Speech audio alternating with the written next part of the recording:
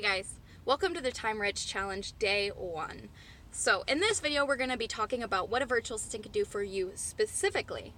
But first I kind of want to introduce myself and tell you who I am, who Megan is, and what the Time Rich is all about. It'll be quick, short, and sweet because we respect your time. So I'm Summer Slevin, and I'm right here in my home van. I believe that Time Rich means that you have the time to do what you love doing and you're not bombarded and boggled down by all of the things on your to-do list that you just don't want to do. So I created this life that I love last year in July and outsourced as much as I could so that I could build a life that I love. I create a podcast about the national parks. I live in this little van and I travel full time with my puppy dog. And I met Megan in 2015, and right away we knew we wanted to create a business together, but we didn't know what it was going to be. At first we thought it was going to be marketing, all different things. And recently she became a virtual assistant for somebody, and that person had never had a virtual assistant before and didn't know how to utilize her. So I started walking Megan through the process of what it's like to be a virtual assistant and how your client can clearly communicate and delegate tasks to you. And we realized that there was something here. I have 10 years almost of knowledge about being an assistant. I've worked for a bunch of different clients, from authors to CEOs to influencers and journalists and all different kinds of people, so that I have this wide array of knowledge about what it's like to be an assistant, especially virtually, which I've been for a few years now, and how hard it is to actually communicate what you need somebody to do. So she and I started working through this process of how we can train the client to utilize us properly, and we realized that that's what it's all about. If we can train the client to figure out what they need to outsource to us and how to clearly communicate and delegate it, boom, our jobs are really easy. A lot of times when a virtual assistant comes into your life, you think, okay, great, this person will know exactly what they're good at doing and they'll know what to take off my plate. But that's not really what it's about, especially if you hire somebody at an entry-level position, or if you're paying them less than $20 an hour, or even $20 to $30 an hour. They should not be co-piloting your plane. This is what I like to tell people. You, as an influencer or an entrepreneur, you are the pilot of your plane. People got on that plane because of your vision of where that plane was going. If they see you serving the coffee in the cabin, not only are they going to think, oh, this is way below their pay grade and they're overqualified to do this, they're also going to think, who the hell is flying this plane? You should not be serving the coffee on the plane that you are piloting. You should hire a virtual assistant to serve the coffee and maybe even show the passengers where the exits are. But you should not be doing that yourself. And the reason that you shouldn't be doing that yourself, and I'm sure that you know, is that if you're going to expand in your company, which I'm sure you want to do, and if you want to stop working 9 to 9, you need to have somebody take some tasks off your to-do list. And yes, it is an initial investment. We totally get that. But it's an investment nonetheless. So the initial investment is in money and is in time. But you will get that money back by working on things that are money generating, and you will get that time back by creating processes that are constantly being created and revised, and then you're going to just hand them off, and so that you have reoccurring tasks that somebody can do and processes that they can follow.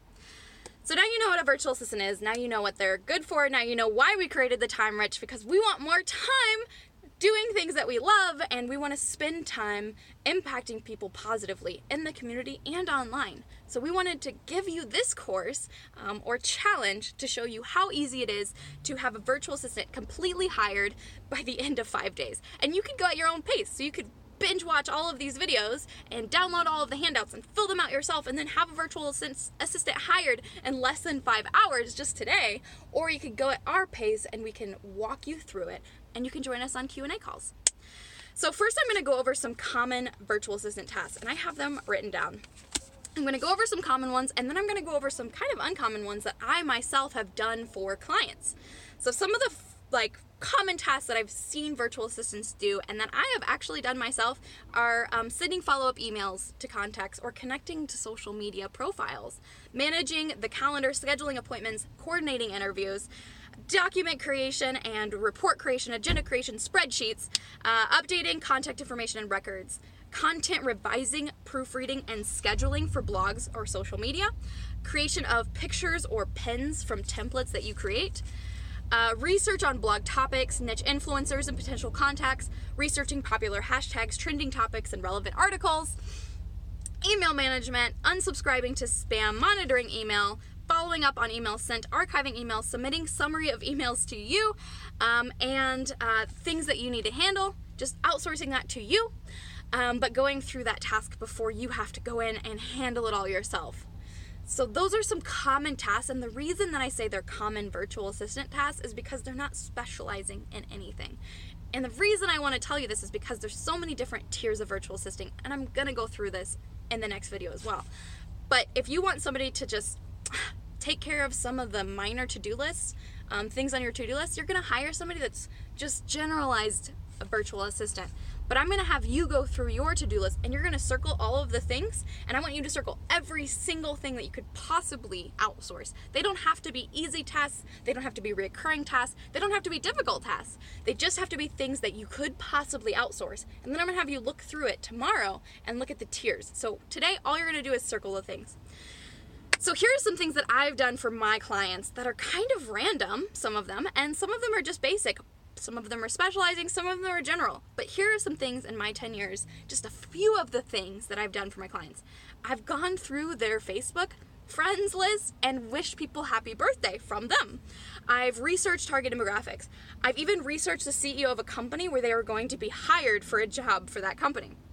I've done bookkeeping, including looking through monthly statements and collecting things that are on your personal credit card that are business expenses. I have paid different teams. I've found corresponding receipts for expenses.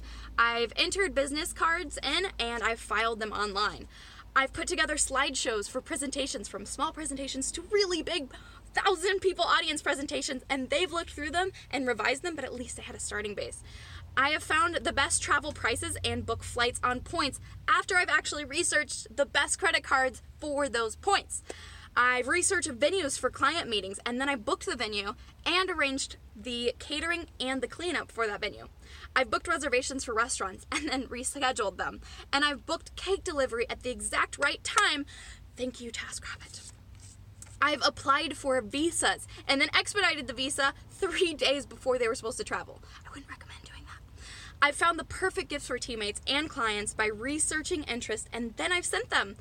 I've entered in deadlines and dates into a calendar, and then I've kept track of them and reminded my client of what's on the calendar. I've researched and booked romantic weekend getaways that are complete with dog boarding and champagne. And literally the list goes on and on and on. You can make this as specific or reoccurring as you would like, or you can make this as general as you would like. Content creation and posting and different things.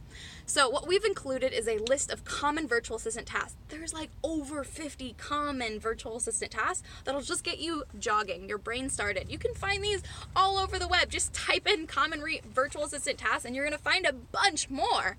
But we want to get you going, and so that you can look at that and be like, oh yeah, I forget that I would like to be doing this, but I'm not.